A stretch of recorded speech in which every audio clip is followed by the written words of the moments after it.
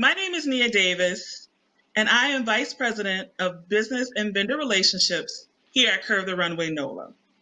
I'm very excited today because we have two dynamic guests. Today, we're talking about money moves. We have two business owners, Cymande Ford and Tiffany Brown, who are members of our Curve the Runway vendor marketplace. Cymande Ford is the CEO and lead designer at Ugly Betty Crush. And Tiffany Brown is the owner of WICKS NOLA Luxury Candle Company.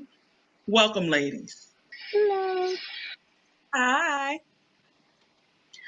So, ladies, let's take it from the top. I'd like to hear more about how you became business owners and your business journey. So, tell us more about how you chose your business name and started your businesses. Oh, okay. So my business name is Ugly Betty Boy Crush. So it actually came from the show. It was in 2006, I want to say, Ugly Betty. It was a show about a girl named America Ferrera. She went and worked for a magazine company. When she got to the company, she wasn't what you would consider magazine worthy, let's say that. So the person who was over the magazine, it was the guy's son. He was basically dating all of his, assistants, and his dad actually hired her as like the girl that he thought the guy would never date. Long story short, it was basically about her staying true to her aesthetic. Like, she got to the magazine, they didn't think that she knew anything about fashion. They didn't think that she was savvy. They didn't think that she had the go ahead to make it far with a company. They really just figured, oh, she was just somebody running the mill. She actually made a name for herself at the company. She stayed true to her aesthetic. She never changed who she was. And she grew and developed throughout the company, but she actually changed them and made them into better people. So it's really about staying true to your aesthetic and beautiful inside and out. Boy Crush comes from the love of a guy who knows how to be stylish, wearing the bracelets and just knowing how to put his swag into it. We merged the two, of course, and came up with the name Ugly Betty Boy Crush, which I will add. The reason I love it, because people are like, well, it doesn't really pertain per se to bracelets, but it pertains to my story, which I always resonated with her story. And then inside of that, no matter what event, like, I travel the world a lot, and no matter what event I get, I always end up being able to talk about my name a little more. People will say, now, where did you get this name? So it's like I'm almost getting free marketing every single time, because they'll always want me to talk a little bit more about my name, my company name, because it's just so unique, so different. And it's always, a little conversation piece. So, Tiffany, tell us about WICKS NOLA and how did you choose that name? Well, I wanted something that kind of represented candles so that people would know, once they saw the name, kind of what the product was about. So I did the wicks, of course, because you have to have a wick and a candle to burn it. And then I've always just had a love for the city of New Orleans growing up. I've always grown up in Kenner, which is on the outskirts, but my dad grew up in the city, and he always took us to do little field trips in New Orleans. We really always were exploring the city, and just the culture and the people and the architecture. I've just always had a love for New Orleans, and my mission was going to be always the end to give back to the city. So I figured that would be just a great name. So I just named it Wicks NOLA. Samanda, why accessories? Why bracelets? How did you get started with that? So honestly, I wasn't a really huge jewelry girl, but I always wore bracelets. That's the thing. No matter what, if I didn't wear, like, I don't wear huge earrings and everything, which I thought they were like so dope, but it's like for bracelets, I would always wear that. Well, at the time, my 9-year-old niece wanted some bracelets. So I went, searched around, and was gonna buy her some, but I couldn't find anyone that was like affordable with great quality. Everywhere I searched was like either extremely high or the quality wasn't that great. So I said, you know what? My dad was actually a Mardi Gras Indian, so I've always been around beading. So I said, you know what? I'm gonna just try this for myself, because first of all, she's 9, so she's probably not gonna keep up with it. So I don't want to spend an arm and a leg on something that she's gonna lose. So I went to a bead shop in New Orleans, and I started, kind of like just making her some different things. I made some for myself. I made some for my first lady, and when I made some for her, Pastor Fran Love at City of Love, she was like, "Oh, well, you know what? You should come sell them at our dog conference." So I was like, okay. So I'm working my corporate job and I'm doing their festival. And when I started doing the festival, I'm like, well, these look dope. Let me kind of start branding them, start making like, little. That's how I came up with Betty's and stacked up and all that kind of stuff. Because I was like, well, the more you have, the better it looks, of course. So we kind of like it just grew from there because when I did their festival, I was like, well, if they have a festival like this, there has to be more all the way around, all over the world. So I basically started researching different places that would have festivals and just started inserting myself into them, and it took off on its own. Like Tiffany, home fragrance, luxury Yes. candles. Mhm. Yes, I've always Tell us had about a that. love for candles. Like whenever Bath and Body Works has a sale, I was the person at the door before they open, like waiting with my coupon, to walk out of there with like bags in cases of candles. And it just got to a point where there were certain fragrances that I liked that they didn't have certain times of the year that they would discontinue. And then I just started feeling like the prices were kind of expensive for the quality of the candles that they were selling. So I started trying to make my own. I was like, I'm going to try to make my own candles and see if I can duplicate what they've done, but make it a healthier, more recyclable, more vegan friendly option. So that's what I did. And it just kind of took off from there. I just got online and started researching, kind of like Cymande, far as festivals and places that I could go to sell. And people were just very receptive and very helpful as far as, pointing me in the direction of places that I could go and helping me with information as far as even making and creating scents and things like that. And it just took off from there. I've just been very grateful for that. In hearing your responses, I'm reminded that you guys are very similar in that you both incorporate natural elements into your products. Hmm. And so tell us about this. That's a conscious decision. And so tell us more about that choice, Amanda. When I first started out, of course, I would go to your Michaels or your Hobby Lobby because I didn't understand the importance of like real gemstones. I didn't understand at first, just the importance of the quality of the bead. So once I did, I would actually try everything out on myself. So I would wear the bracelets, see how they last, see what they would do. So that's how I learned, if a bead peels, like I could look at it and tell you, okay, wait, this is not a real gemstone, and it taught me just about strings and just about like the type of string I should use to make sure that it's sturdy, to make sure that it doesn't irritate your skin, the type of beads to make sure that it doesn't peel or bleed off on your skin, depending upon, just making sure that. And also, it helped me with my care card too, to make sure people knew how to care for their product as well, so that it doesn't, so that it does have longevity and it lasts a long time. So I researched, started getting new vendors, started building relationships with vendors, not only in the US, but also nationwide, just so that I can make sure that I'm getting it from the source, buying products from the people who are actually physically making them. And that was even with the charms. My biggest thing with my brand is that we basically provide like some of the dopest charms. And I've even grown to basically make custom charms where you can get it to look or do whatever you want. So that was my biggest thing, just to make sure that the products they spoke to me first and foremost, that they were handmade, quality products, gemstones, and everything, and that they looked amazing, of course. And so, Tiffany, tell us about the choice to use vegan products for your luxury candle brand. Well, I started doing my research with candles that I was buying from some of the major department stores. And I was noticing that I was seeing like a lot of like black smoke and soot being left over after burning a lot of these candles. So I started researching and just trying to figure out, was it the wicks that they were using? And I started researching and finding out that it was actually the wax quality, and that a lot of stores use paraffin wax. And paraffin wax is actually made from like the top of like diesel that kind of burns off Yeah. while they're creating diesel, and they'll scrape the top of that off, and it kind of makes the wax. Of course, you don't want your family breathing in the top off of diesel because it's just not healthy. But because it's a synthetic material, it creates a really, really potent smell.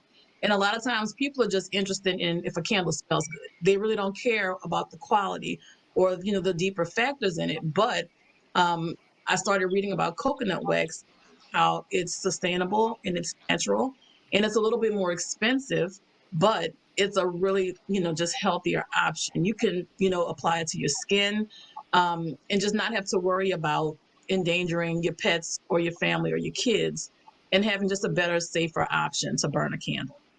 But we didn't stop with just the candles.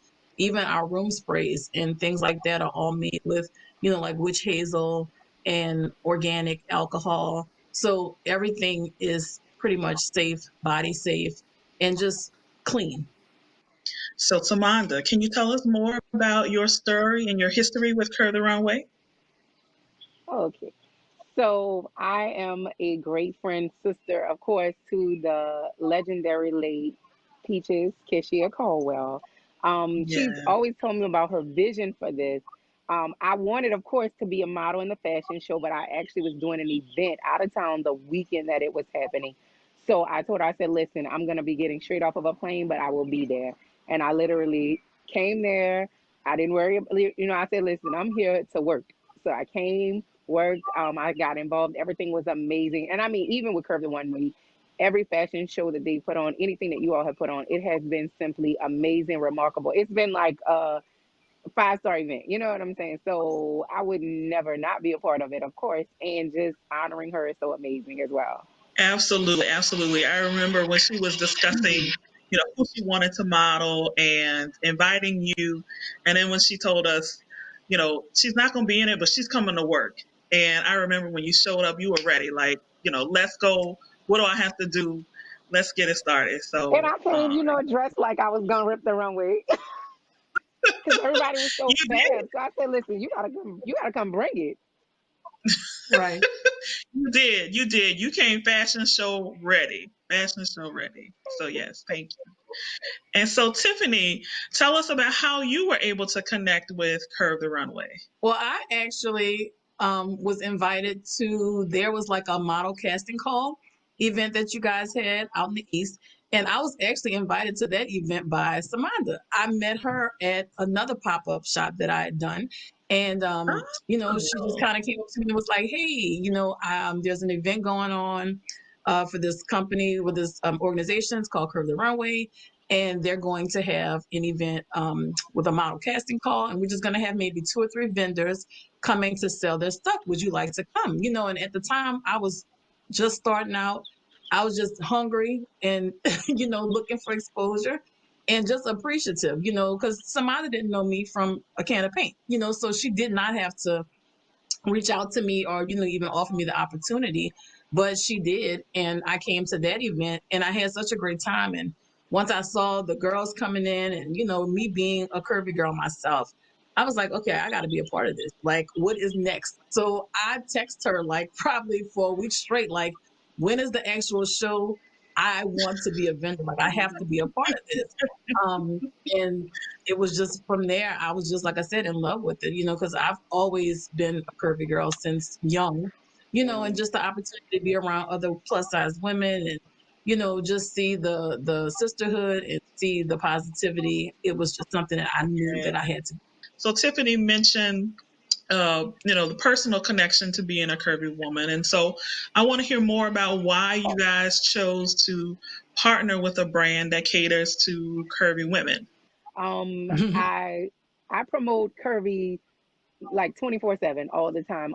My Instagram name, of course, is plus is a plus. So self-explanatory. I just think that being thick, being fabulous, being confident is just so amazing. So for you all to highlight that and to always in a positive way, that it's with Curve the Runway. I had never in my life, like, I know that there is a lot of positive, beautiful curvy women, but you all put it on a forefront, and it was just so amazing to just see women like me with just as much confidence in one room, just showing it all, and just loving and being positive and coming together to celebrate that.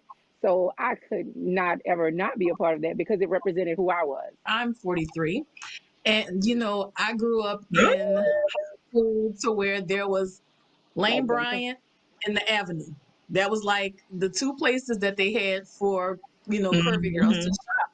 And kind of when I was in high school, being curvy was not it. It was more of, Hmm. you were ashamed of being big.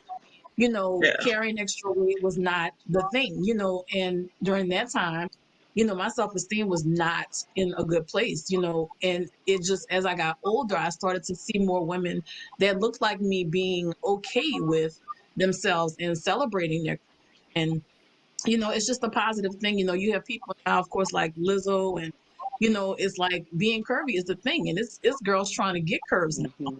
Mm, whereas at one time that yeah. wasn't, it wasn't the thing. But it's just now to see so much positivity, and people are curvy but they're still healthy.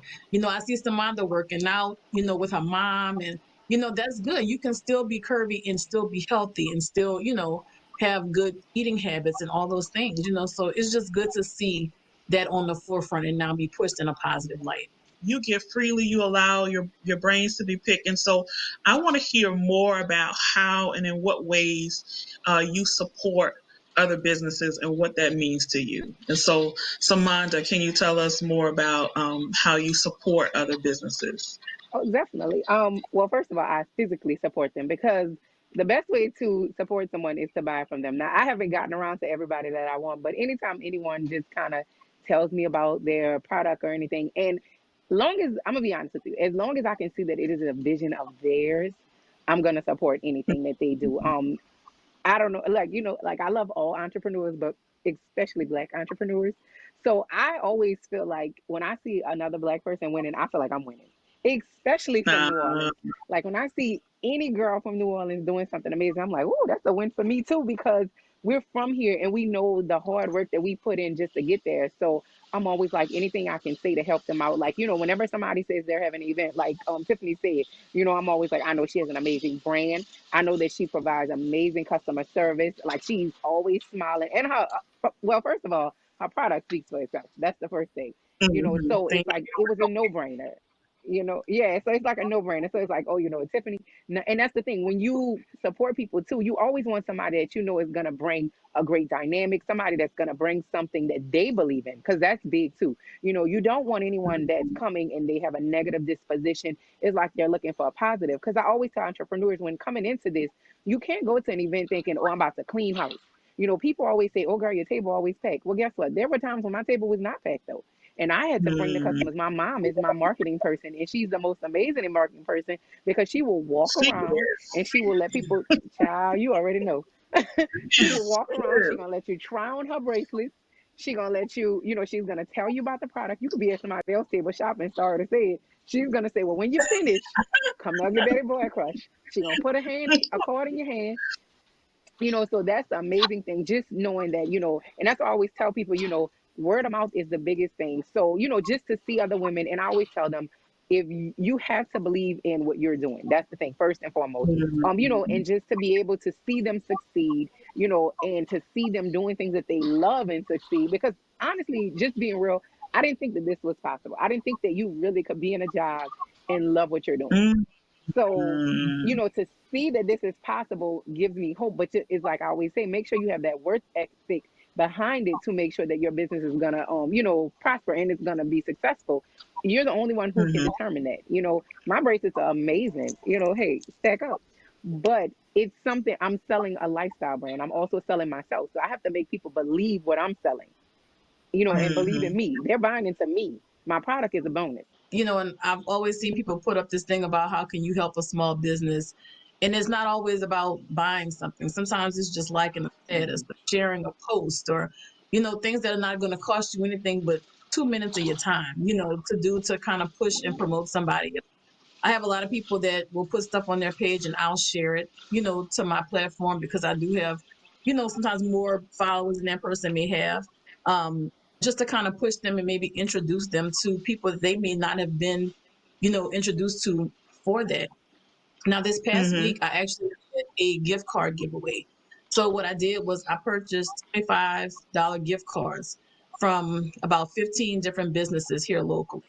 And I did a contest on my page this past Monday to Friday where I gave away gift cards the whole week. So like the first day, I think I did maybe two, but then every other day I did like three gift cards. And then on Friday, you got four.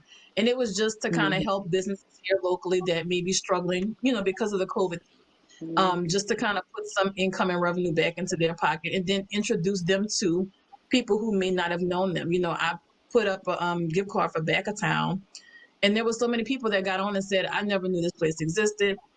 I didn't even know Uh, this coffee house was over here. Wow. So that kind of introduced them to people, like I said, they may have never, even heard of Back of Town.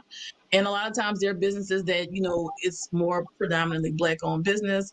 Whereas like you have your people in Lakeview, or, your other audiences who may not would have patronized this place if they hadn't heard about it through somebody else. So it was just a way for Right. me to kind of just shine a light on local businesses and to just kind of give them some revenue. I know $25 is not a lot, but it may have gotten other people to It go is. on their live shop and, do things like mhm. that. So that's been overall my big thing is I want to get to a place where I can, kind of start a nonprofit to be able to give back Mm. to other business owners and to the city as a whole. You guys both said something that I want to come back to. And I consider myself to be a Black business fanatic.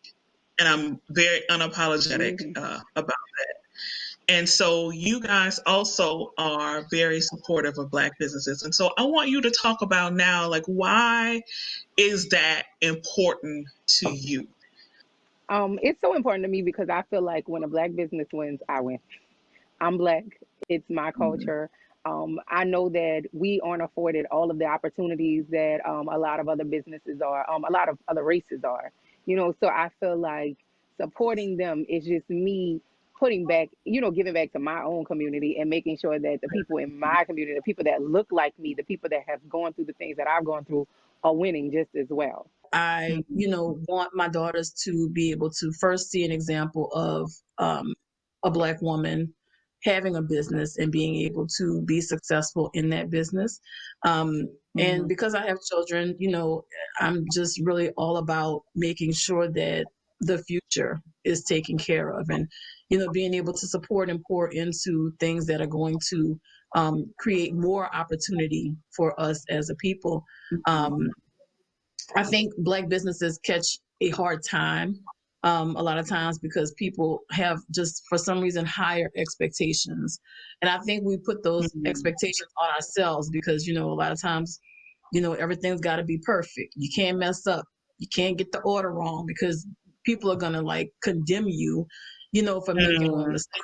And I hear people say all the time like McDonald's would mess up your order, but you're not gonna stop going back to McDonald's. But this Black business messed up, you're gonna go on Facebook, you're gonna dog them, you're gonna talk about them, and all these other things, and it's I think it's just something that's in us, with that. And white businesses, they stick together, they push each other, they tell each other where to get loans, where to get financing, they help each other out, they share space.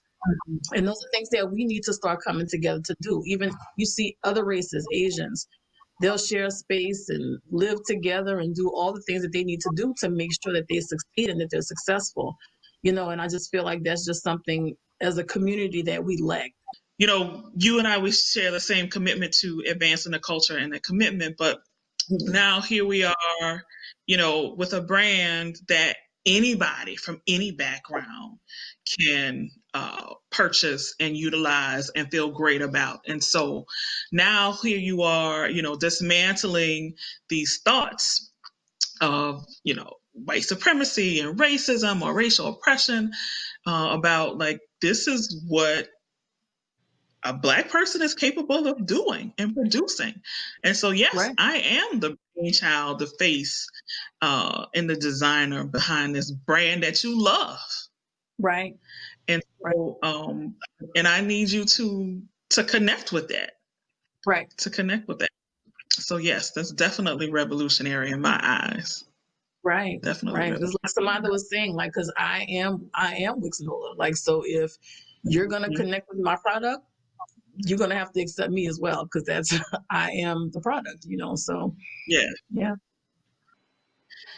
Thank want. you, Tiffany and Cymande, for joining us today and sharing more about your wonderful businesses and the connections that you have to Curve the Runway. It's been fantastic to talk about money moves and how you support others and the commitment that you have to advancing the Black culture.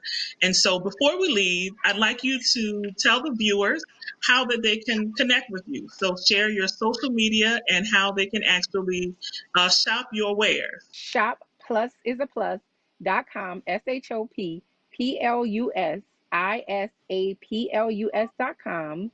And on Instagram, it's Ugly Betty Boy Crush. So, and we will open the stores back up, 2601 North Holland, but right now, online is your best bet to get it shipped to you. And again, it's shopplusisaplus.com. We are on Instagram and Facebook at WICKS NOLA 504. It's WICKS NOLA 504. And to shop, you can reach us at www.wicksnola.com. Again, it's www.wicksnola.com. I'm sorry, on the WICKS NOLA website, if you are local, we do free shipping as well as free pickup. You just have to use the code LOCAL at checkout. It's LOCAL, and that'll allow you to get free shipping or free pickup from us as well. Yes, so thank you, ladies, for sharing how to connect with your businesses. Audience members, certainly log on and tune in and to shop with these wonderful ladies and their businesses and share that with your family and friends. And so we thank you for tuning in to this episode of Curve the Runway Fashion in Quarantine. I have been your host, Nia Davis, Vice President of Business and Vendor Relationships. Thank you so much and have a great evening.